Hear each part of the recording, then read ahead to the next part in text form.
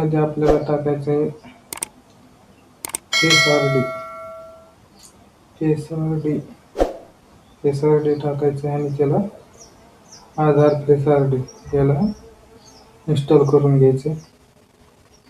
Install केल्यानंतर आपल्याला आणखीन एक ॲप्सची गरज पडणार आहे. त्याची लिंक मी डिस्क्रिप्शनमध्ये देत आहे किंवा आपण ती डाउनलोड कुठून करायची दाखवतो. तर ती आपल्याला जायचे CSC DigiPay या वेबसाईटवर जायचे आणि त्यामध्ये कुठे 2 नंबरला ऑप्शन आहे DigiPayचा, त्यावरती क्लिक करायचं आणि इथं आपल्याला DigiPayची लिंक दाखवते, तर इथं डाउनलोड करून घ्यायची. डाउनलोड करून घ्यायचं आणि आपल्या मोबाईलमध्ये इन्स्टॉल करायचं. ही 2 ॲप्स आपल्याला मोबाईलमध्ये पाहिजेत. त्यानंतर पाहता डाउनलोड केल्यानंतर पुढं आता मी दाखवतो तुम्हाला DigiPay इथं आलेले मी केलेले ऑलरेडी, त्यामुळे मी डायरेक्ट DigiPayमध्ये जातो. आता DigiPay ओपन केल्यावरती आपल्याला इथं 3 ऑप्शन दाखवा, फिंगर स्कॅनर, आयरिस स्कॅनर आणि फेस स्कॅनर. तर यामध्ये मी फेस स्कॅनर करतो. फेस स्कॅनर करायचं आणि नेक्स्ट वरती जायचं. त्याच्यानंतर आपल्याला हे ओपन झालेलं दिसेल आणि लॉग इनचं ऑप्शन मागेल, तर लॉग इन इथं आपला ईमेल आय डी पासवर्ड टाकून घ्यायचा. इथं आपल्याला CC ID आणि तुझा पासवर्ड टाकायचा आणि इथं कॅप्चा टाकायचा.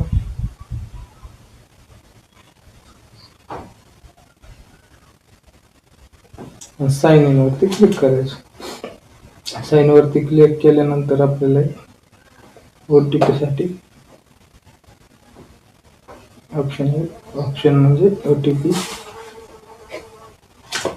आपला जो CSC ला रजिस्टर्ड नंबर आहे आपल्याला आता OTP कशाद्वारे मागवायचा आहे तर त्याचे ऑप्शन आहे. तो वरती आहे मोबाईल नंबर, खाली आहे ईमेल ID किंवा तिसरा ऑप्शन आहे ऑर्डर OTP ऑथेंटिकेटर ॲपमधून.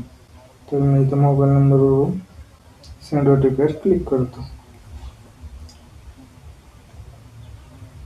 त्याच्यानंतर आपल्या मोबाईल नंबरवरती OTP जाईल, तो OTP आपण टाकून घ्यायचा.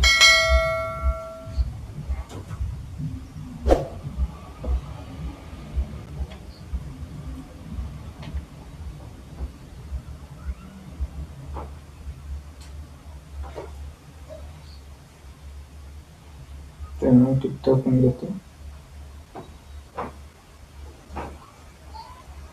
आणि प्रोसीड वरती क्लिक करायचं. तर प्रोसीड वर क्लिक केल्यानंतर आपल्याला इथं पहा आपण लॉग इन झालेलं दिसून येईल. तर यामध्ये पहा cash withdrawal statement, balance enquiry, पहिले जे आहे तेच आहे. तर इथं आपण काही ॲडव्हान्स अपडेट आहे का, ठीक आहे, ते अपडेट असेल तर नंतर कळेल. तर इथं आपल्याला आता बॅलन्स इन्क्वायरी करायची. आता एजंट ऑथेंटिकेशन त्या एजंट ऑथेंटिकेशन करून घेतो. तर इथं आपल्याला डेमो दाखवतो, डेमो आणि एक आधार. तर आपलं आधार हे फेस ID आहे, तर इथं आधार ऑथेंटिकेशन करून घेतो.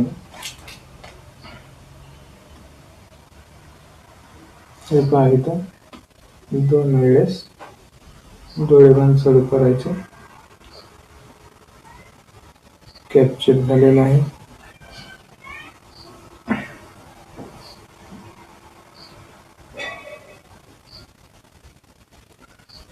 आणि आता आपल्याला ऑप्शन आलं तर मग थोडक्यात दाखवतो बॅलन्स इन्क्वायरी करून इतकं काम करते की नाही.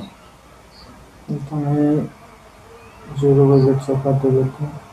इतर पोस्ट पेमेंट बँकचं करतो. इथे मी आधार नंबर टाकून घेतो.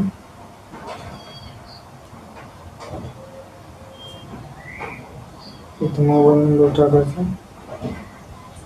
कोणताही टाकला तर चालतो, काय अडचण नाही.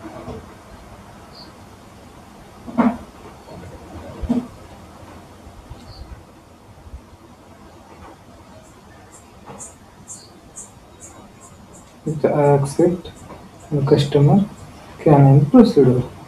तर इथं आपल्याला फेस आय डीचं ऑप्शन जसं बायोमेट्रिकचं येत होतं फेस आय डी आलं ते.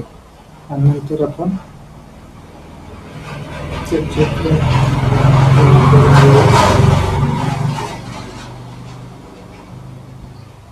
पिन दाखवतो.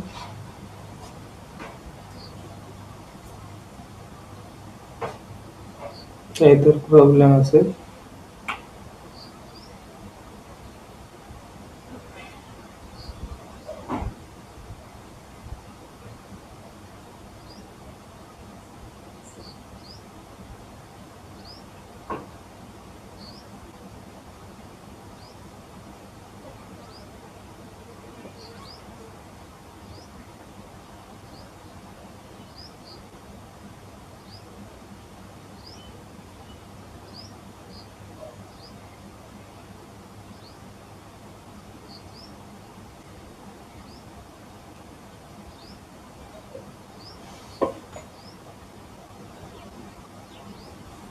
सर्व प्रॉब्लेम आहे, नाहीतर ते